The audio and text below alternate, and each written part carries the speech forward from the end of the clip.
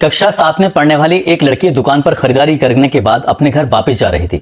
जैसे ही वो रास्ते में जा रही थी तो उसे एक लड़का मिल जाता है, राजू। राजू गांव में कम और दिल्ली में ज्यादा रहता था, इसलिए वो उसको देखकर किसी भी लड़की को एक्साइटमेंट होता था। इस बात को देखने के बाद वो उसे सलाम करती है। सलाम करने के बाद कहती है कि भैया तुम ठीक तो हो? वो लड़का कहता है कि मैंने तुम्हें पहचाना नहीं, तुम कौन हो? वो लड़की बताती है कि मैं सोफिया की छोटी बहन हूं, वही सोफिया जिसको तुमने दिल्ली में काम जो लगवाया था। राजू जब उसकी तरफ को देखता है कहता है कि तुम इतनी छोटी सी थी, 2-3 साल में इतनी बड़ी हो गई हो। वो इतने देखकर शर्मा जाती है, कहती है कि भैया मुझे भी दिल्ली में जाकर काम करना है, मुझे भी सिलाई कढ़ाई का बहुत अच्छे से काम आता है, यही काम मेरा दिल्ली में लगवा दो। मैं और मेरी बहन जब वहां काम करेंगे, वहां पैसे कमाएंगे, घर वालों को ज्यादा पैसे देंगे तो अच्छा लगेगा। लेकिन राजू कहता है कि तुम्हें अपना ध्यान पूरी तरह से पढ़ाई में रखना चाहिए और काम की तरफ में ध्यान नहीं देना चाहिए। लेकिन लड़की कहती है कि मुझे दिल्ली ही जाना है। जब से जिद करने लगती है तो कहता है कि तुम्हारी अम्मी, तुम्हारे अब्बू को इस बात पर ऐतराज होगा, इसलिए मैं तुम्हें कहीं भी लेके नहीं जाना चाहता। लड़की कहती है कि मेरे अम्मी अब्बू को जब पता चलेगा तब तक देर हो चुकी होगी और जब मैं पैसे भेजूंगी तो उन्हें खुशी होगी। यही बात सुनने के बाद राजू कहता है ठीक है, अगर तुम नहीं मानती हो तो चलते हैं। राजू उसे अपने साथ लेकर चला जाता है और जब वहां जाता है तो उसे वो काम, जिस काम के लिए वो गई थी, वो नहीं कराया जाता, बल्कि उसे वेश्यावृत्ति के धंधे में डाल दिया जाता है। और उस लड़की के पहला ग्राहक जो होता है वो 80 साल का एक बूढ़ा व्यक्ति होता है। यहीं से उसकी जिंदगी में हर दिन नए चेहरे होते थे और हर दिन उसके साथ मनमानी किया करते थे। लेकिन उस लड़की की जिंदगी पूरी तरह से नरक की ओर चली जाती है। लेकिन एक झटके ने, एक इंसिडेंट ने उस लड़की को जहां से चली थी वहीं लाकर कहानी खत्म हो जाती है। आदाब, नमस्कार, सत श्री अकाल। मैं उस्मान सैफी। आज की जो सच्ची घटना मैं आपको सुनाने जा रहा हूं, ये सच्ची घटना है राष्ट्रीय राजधानी क्षेत्र दिल्ली के शास्त्री पार्क की। दरअसल एक लड़की एक और लड़की के साथ फरीदाबाद से दिल्ली के लिए मेट्रो गाड़ी पकड़ते हैं और जैसे ही वो मेट्रो में बैठने की कोशिश कर रहे थे तो बहुत ज्यादा भीड़ होती है। भीड़ के चक्कर में जो बड़ी लड़की होती है वो मेट्रो में बैठ जाती है, जबकि जो छोटी लड़की जिसकी उम्र लगभग 13 साल के आसपास होती है वो ट्रेन में बैठ ही नहीं पाती और ट्रेन चल पड़ती है। वो लड़की काफी चीखती है, चिल्लाती है, रोती है, गिड़गिड़ाती है, ट्रेन को रुकवाने की अपील कर रही थी। लेकिन मेट्रो के दरवाजे जैसे ही बंद होते हैं, बाहर की आवाज अंदर नहीं आती और अंदर की आवाज बाहर नहीं आती। शायद वो साउंड प्रूफ जैसी जो होती है। उस लड़की की चीखों का कोई असर नहीं पड़ रहा था और चीख सुनने के बाद एक पुलिस अधिकारी था, उसने उस लड़की को देखा। उस लड़की को देखने के बाद उससे कहा कि तुम्हारा नाम क्या है, तुम कौन हो और क्या बात है, क्यों चिल्ला रही हो? वो कहती है कि मेरी बहन है जो गाड़ी के अंदर चली गई है, इसलिए मुझे वापस अपनी बहन के पास जाना है। और जैसे ही वो बहन की बात कर रहे थे तो उसने कहा कि ठीक है, तुम परेशान मत हो, इंतजार करते हैं, तुम्हारी बहन जल्दी से जाएगी, क्योंकि 5 मिनट में गाड़ी जाती है और 5 मिनट में गाड़ी इधर से आ जाती है। कई घंटे बैठने के बाद भी कोई वापस लौटकर नहीं आता उस लड़की को लेने के लिए। पुलिस वाला भी परेशान हो जाता है और जब परेशान हो जाता है तभी वो इलाके के CWC, इनकी चाइल्ड वेलफेयर कमेटी के अधिकारियों को फोन किया जाता है और वो आते हैं और उस लड़की से बातचीत करने की कोशिश कर रहे थे। इसके बाद जब उस लड़की के परिवार वालों ने, किसी ने कोई संपर्क करने की कोशिश ही नहीं की, तब चाइल्ड वेलफेयर कमेटी ने उसे शेल्टर होम में जाकर पहुंचा दिया, जहां पर इस तरह के बच्चे रहते हैं जिनके माँ बाप नहीं होते या जो बच्चे मानव तस्करी के बाद वहां लाए जाते हैं। इस तरह के बच्चों को ऐसी जगह सुरक्षा के हिसाब से रखा जाता है, उनकी खान पीन की, उनके रहन सहन का पूरा इंतजाम होता है। और ये बात आई गई हो जाती है। लगभग 1 महीने का समय बीत जाता है और 1 महीने के समय बीतने के बाद शक्ति वाहिनी जो NGO दिल्ली में काम करती है, उसके एक सदस्य को ये पता चलता है कि एक लड़की मेट्रो स्टेशन पर मिली थी, उसकी एक बड़ी दिलचस्प कहानी है। और जैसे ही ये बात शक्ति वाहिनी के सदस्य को पता चलती है वो सीधा दिल्ली महिला आयोग के अध्यक्ष स्वाति मालीवाल के पास जाते हैं 5 दिसंबर 2015 को।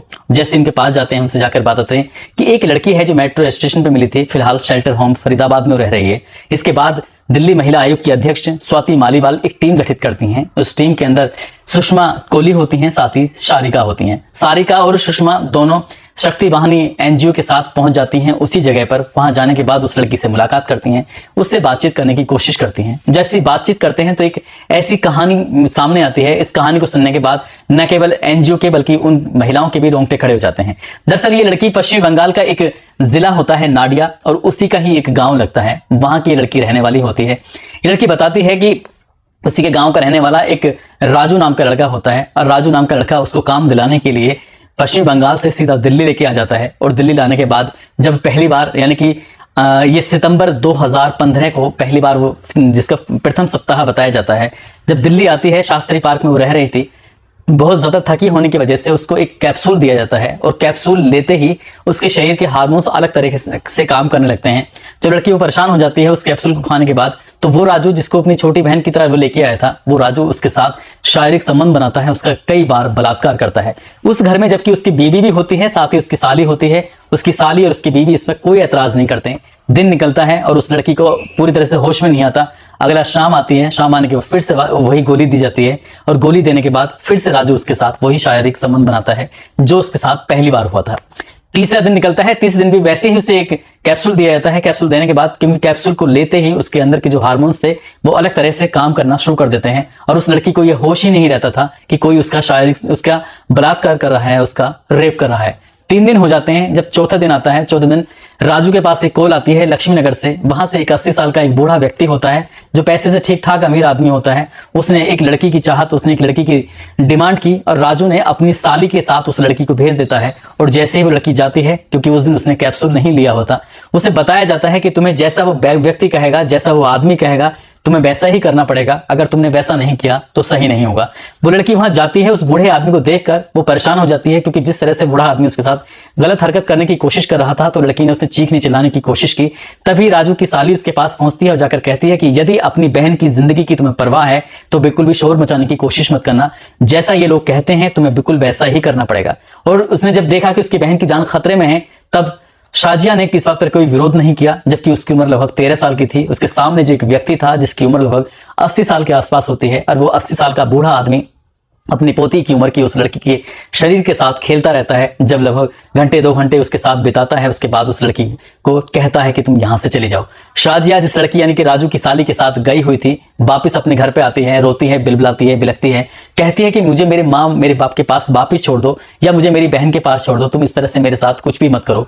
लेकिन राजू की अब ये कोई पहली बार नहीं था, बल्कि राजू खुद उसके साथ बलात्कार किया करता था। साथ ही वो राजू नए नए ग्राहकों के पास उसको भेजना शुरू कर देता है। किसी दिन 15 लोग होते थे तो किसी दिन 20 लोग होते थे। कुछ लोग उसके घर पे आ जाया करते थे, तो कहीं वो वैश्यावृत्ति के लिए किसी होटल में भेज दिया करते थे। नई नई जगह पर उस लड़की का आना जाना होता था। साथ ही उसकी सुरक्षा में उसकी साली लगातार जाया करती थी। इसी तरह से धीरे धीरे करके सप्ताह और महीना बीतने लगता है और 11 नवंबर 2015 को वो लड़की फरीदाबाद की एक कॉल थी, फरीदाबाद में उसको जाना था। यहाँ राजू की साली और वो लड़की जैसे ही फरीदाबाद में जाते हैं, एक ग्राहक से मुलाकात होती है। ग्राहक से मुलाकात करने के बाद घंटे 2 घंटे वहां बिताने के बाद जैसे ही वो लड़की वापस शास्त्री पार्क के लिए मेट्रो में बैठने की कोशिश कर रहे थे, साली तो बैठ जाती है राजू की, लेकिन वो लड़की बैठ नहीं पाती।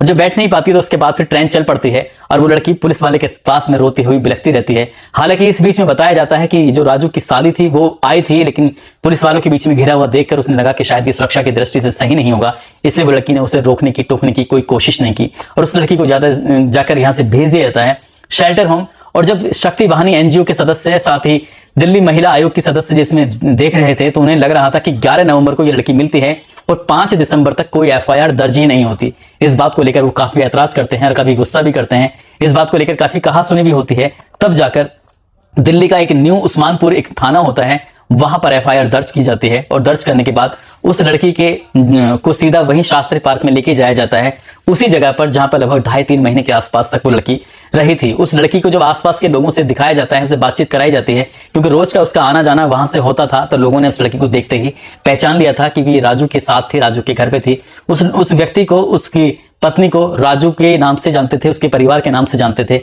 लेकिन जब पुलिस वाले, साथ ही वो एनजीओ के लोग और साथ ही महिला आयोग के सदस्य जो होते हैं, जब वहां मौके पर पहुंचते हैं, तो उस वक्त वहां पर राजू मिलता ही नहीं है, ना ही उसके परिवार का कोई सदस्य मिलता। इसलिए पुलिस वालों की फिर मजबूरी बन जाती है, उस लड़की को शेल्टर होम के अंदर रखा जाता है। वहां रखने के बाद इस लड़की की बहन को भी ढूंढने की लगातार कोशिश की जा रही थी। दिल्ली के अलग अलग कोठों पर जाकर जब छापेमारी की जाती है, तो उसकी बहन का कहीं भी कोई अता पता चलता ही नहीं है। इसके बाद इस लड़की को इसके परिवार के, यानी कि पश्चिम बंगाल का जो जिला होता है नाडिया का ही एक गांव होता है, वहां पर जाकर संपर्क करने की कोशिश की जाती है।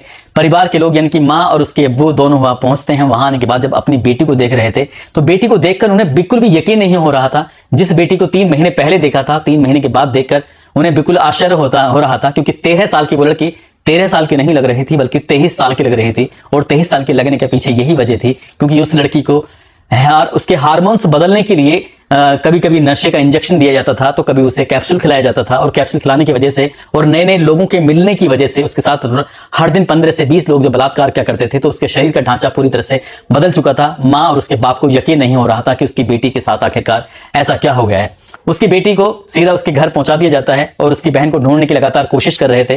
तभी अंदाजा लगाया जा रहा था कि राजू ने शायद जिस कोठे पर उसकी बहन होगी, क्योंकि उसकी बहन साल 2012 में ठीक वैसे ही आई थी जिस तरह से शाजिया आई थी। सोफिया का भी कहीं पता नहीं चलता कि वो कहां थी, और जिस जिस कोठे पे छापेमारी कर रहे थे वहां पर सोफिया नाम की कोई लड़की मिलती ही नहीं है। इसलिए चाहे वो CWC हो या शक्ति वाहिनी हो या दिल्ली महिला आयोग की सदस्य हो, उन्हें बेरंग लौटना पड़ता है। साथ ही इस लड़की के बारे में जो हुआ था वो वाकई बहुत भयानक होता है। घर वालों को, परिवार वालों को वो मिल तो जाती है, लेकिन 3 महीने में उसकी जिंदगी पूरी तरह से बर्बाद हो जाती है। दोस्तों, इस पूरे घटनाक्रम को सुनाने का उद्देश्य किसी को परेशान करना नहीं है, किसी का दिल दुखाना नहीं है, बल्कि आपको जागरूक करना है, आपको सचेत करना है, आपको बताना है, आपको जताना भी है कि बात चाहे साल 2015 की हो, 20 की हो, 23 की हो, आज भी इसी तरह से लड़कियों को वेश्यावृत्ति के धंधे में डाला जाता है। कभी उन्हें लालच दिया जाता है अच्छे मोबाइल का, कभी लालच दिया जाता है उन्हें मोहब्बत प्यार का, कभी लालच दिया जाता है उन्हें अच्छी नौकरी का, कभी लालच दिया जाता है उन्हें अच्छे जगहों पर घुमाने का। इसलिए कभी कभी लड़कियां इस तरह के झमेले में फंस जाती हैं, और फंसने के बाद वो छोटे से लालच में आने के बाद उन लड़कियों के साथ लंबे समय तक शारीरिक शोषण होता रहता है।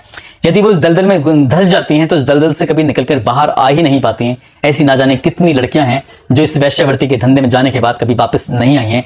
यदि लड़कियां वापस पहुंच जाती हैं तो उन्हें समाज में वो दर्जा नहीं मिल पाता। साथ ही उन्हें वो व्यक्ति, कोई भी अगर उन्हें पता चल जाए कि इसके साथ वेश्यावृत्ति के धंधे में थी, तो उन्हें कोई समाज में कोई व्यक्ति अपनाने की कोशिश भी नहीं करता। इसलिए हमेशा सुरक्षित रखने के लिए या सुरक्षित रहने के लिए ये कहानी सुनाई जाती है, ताकि आप तक पहुंच सकें और इस तरह के अनजान व्यक्तियों पर बिल्कुल भी भरोसा ना करें। आज दोस्तों फहीम खान है, आज इनका जन्मदिन है, इनको जन्मदिन की बहुत सारी शुभकामनाएं, बहुत बहुत मुबारकबाद। साथ ही कुछ लोगों ने नाम लेने की अपील की थी, जिसमें श्रीशांत कुमार हैं, साथ ही कृष्णा है, आसिफ सैफी हैं, अजहर खान, सुनीता राजपूत हैं, याकूब खान है, राम स्वरूप हैं, नवेद नकवी, लोकेंद्र गुप्ता हैं, चंदन सिंह हैं, प्रवीण गुप्ता हैं, मुन्ना खान हैं, मुन्ना कुमार हैं, सुनील कुमार गुप्ता हैं, संजय कुमार यादव हैं। इन लोगों ने नाम लेने की अपील की थी। आप सब लोग अपना ख्याल रखें, सुरक्षित रहें। जय हिंद, जय भारत।